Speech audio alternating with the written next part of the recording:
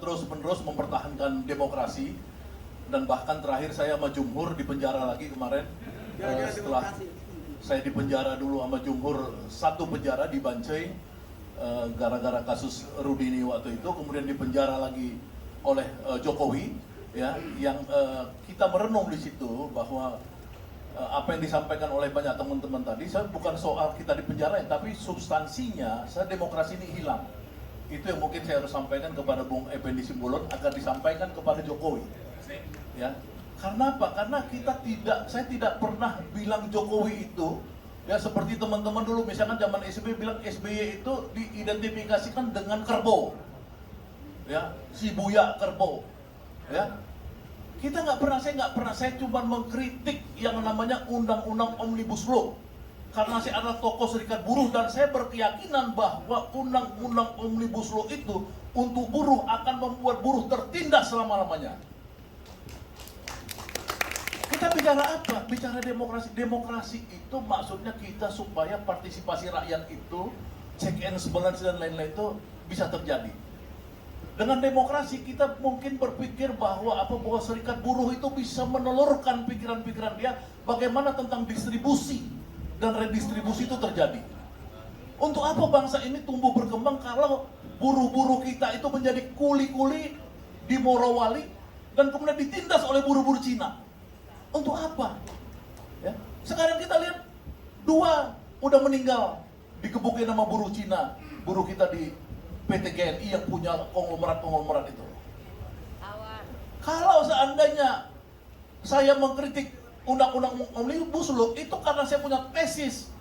Karena saya punya tesis bahwa buruh hanya bisa sejahtera kalau teori-teori tentang redistribusi aset, redistribusi pendapatan negara dikelola untuk sebesar-besar kemakmuran rakyat itu terjadi. Nah, pada saat saya menyampaikan itu melalui suatu perkumpulan para cendekiawan yang kami sebut sebagai koalisi aksi menyelamatkan Indonesia, saya langsung ditangkap dengan kasar. Malam jam 3 malam dihancurin polisi semua, ramai datang ke rumah saya. Jumhur ditangkap lagi baru habis operasi. Padahal kita ini yang jatuhkan Soeharto. Saya menjatuhkan Soeharto. Saya masih bersama Bang Hariman itu tanggal 18 Mei bersama Buyong Nasution dan lain-lain itu, bersama Ray Rangkuti, masih ada Ray tadi. Itu kita yang pertama jatuhkan Soeharto itu.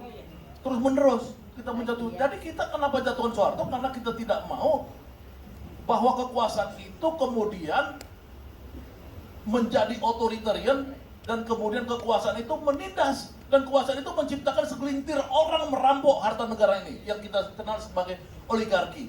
Dan ini kalau kita mau tarik mundur ke belakang, ini kan sebenarnya sama dengan VOC. Yang kita semua kritik-kritik oligarki ini dulu nama VOC.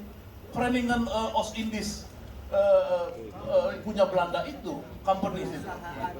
Mereka yang ngatur. Dulu kan sebelum 1980, negara ini dikendalikan oleh VOC bersama feodal-feodal Jawa yang disokong oleh VOC itu. Sekarang sama situasinya, makanya kita kritik. Saya tidak ambisi untuk kekuasaan. Teman saya Pramono Anung, teman saya tidur, teman saya main. Ya kan, teman saya di ITB.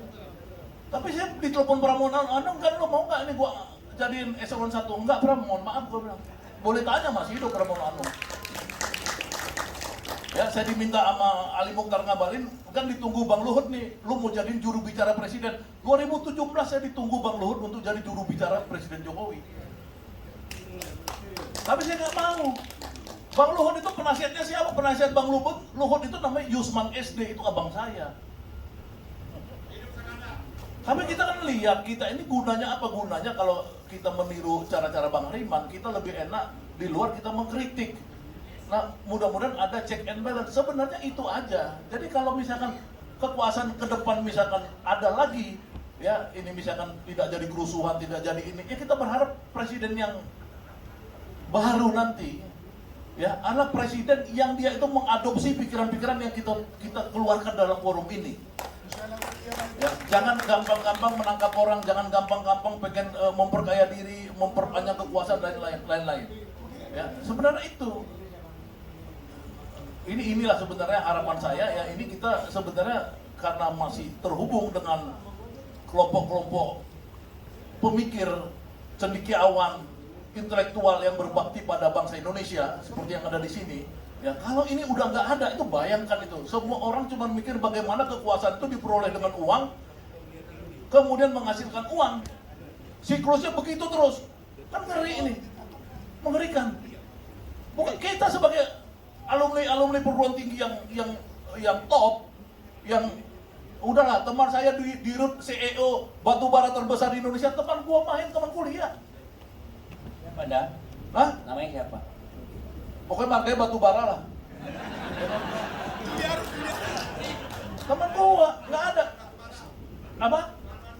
Ya pokoknya di mana-mana kita teman kita itu sebagai, tapi kita ini memilih jalan sunyi, jalan sepi. Ya, apalagi lihat Rendra tadi, foto-foto Rendra itu mengenang kita, Rendra itu. Ya, itu kita memang mengambil jalan sunyi. Kita mengingatkan, kita jadi resi. Ya, jangan ditangkap lagi dong. Ya. Itu aja mungkin renungan dari saya. Terima kasih. Wassalamualaikum warahmatullahi wabarakatuh.